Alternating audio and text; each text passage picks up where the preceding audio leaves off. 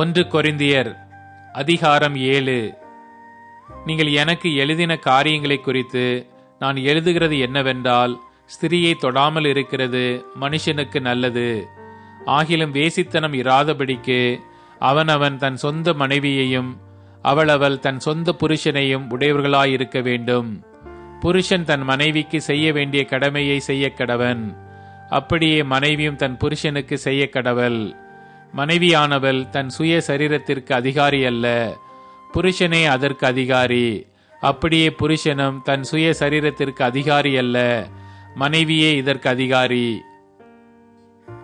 உபவாசத்திற்கும் ஜபத்திற்கும் தடை இராதபடிக்கு இருவரும் சில காலம் பிரிந்திருக்க வேண்டும் என்று சம்மதித்தாலன்றி ஒருவரை விட்டு ஒருவர் பிரியாதிருங்கள். உங்களுக்கு விரதத்துவம் இல்லாமையால் சாத்தான் உங்களை தூண்டி விடாதபடிக்கு மறுபடியும் கூடி வாழுங்கள். இதை நான் கட்டளையாக சொல்லாமல் யோசனையாக சொல்லுகிறேன். எல்லா மனுஷரும் என்னைப் போலவே இருக்க விரும்புகிறேன். ஆகிலும் அவனவனுக்கு தேவனால் அருளப்பட்ட அவனவனுக்குரிய வரமுண்டு. அது ஒருவனுக்கு ஒரு விதமாயும் மற்றொருவனுக்கு வேறு விதமாயும் இருக்கிறது.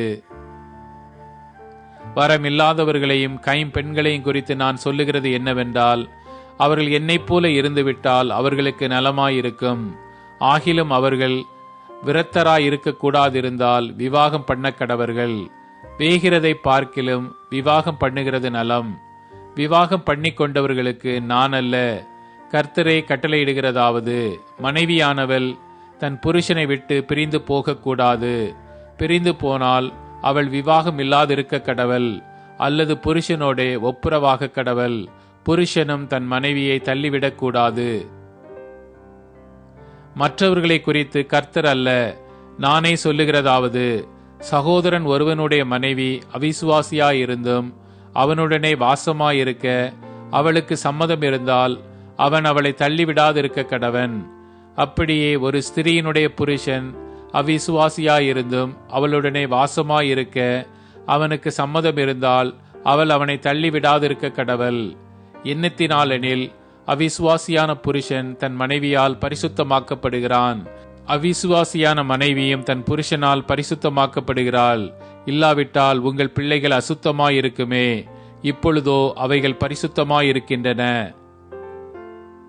ஆகிலும் அவிசுவாசி பிரிந்து போனால் பிரிந்து போகட்டும். இப்படிப்பட்ட விஷயத்தில் சகோதரனாவது சகோதரியாவது அடிமைப்பட்டவர்கள் அல்ல, சமாதானமாய் இருக்கும்படிக்கு தேவன் நம்மை அழைத்திருக்கிறார். மனைவியானவளே, நீ உன் புருஷனை ரட்சிப்பாயோ அல்லவோ உனக்கு எப்படி தெரியும்? புருஷனே, நீ உன் மனைவியை ரட்சிப்பாயோ அல்லவோ உனக்கு எப்படி தெரியும்? தேவன் அவனவனுக்கு பகிர்ந்தது எப்படியோ, கர்த்தர் அவனவனை அழைத்தது எப்படியோ, அப்படியே அவனவன் நடக்க கடவன். எல்லா சபைகளிலேயும் இப்படியே திட்டம் பண்ணுகிறேன். ஒருவன் விருத்த சேதனம் பெற்றவனாய் அழைக்கப்பட்டிருந்தால் விருத்த சேதனம் இல்லாதவனாய் இருக்க வகை தேடானாக. ஒருவன் விருத்த சேதனம் இல்லாதவனாய் அழைக்கப்பட்டிருந்தால் விருத்த சேதனம் பெறாதிருப்பானாக. விருத்த சேதனமும் ஒன்றுமில்லை, விருத்த சேதனம் இல்லாமையும் ஒன்றுமில்லை. தேவனுடைய கற்பனைகளை கை கொள்ளுகிறதே காரியம். அவனவன் தான் அழைக்கப்பட்ட நிலைமையிலே நிலைத்திருக்க கடவன். அடிமையாய் நீ அழைக்கப்பட்டிருந்தால் கவலைப்படாதே. நீ சுயாதீனனாக கூடுமானால் அதை நலமென்று அனுசரித்துக்கொள். கர்த்தருக்குள் அழைக்கப்பட்ட அடிமையானவன் கர்த்தருடைய சுயாதீனனாயிருக்கிறான். அப்படியே அழைக்கப்பட்ட சுயாதீனன் கிறிஸ்துவனுடைய அடிமையாயிருக்கிறான். நீங்கள் கிரயத்துக்கு கொல்லப்பட்டீர்கள், மனுஷருக்கு அடிமைகளாகாதிருங்கள். சகோதரரே, அவனவன் தான் அழைக்கப்பட்ட நிலைமையிலே தேவனுக்கு முன்பாக நிலைத்திருக்க கடவன். அன்றியும் கன்னிகைகளை குறித்து கர்த்தரால் எனக்கு கட்டளை இல்லை.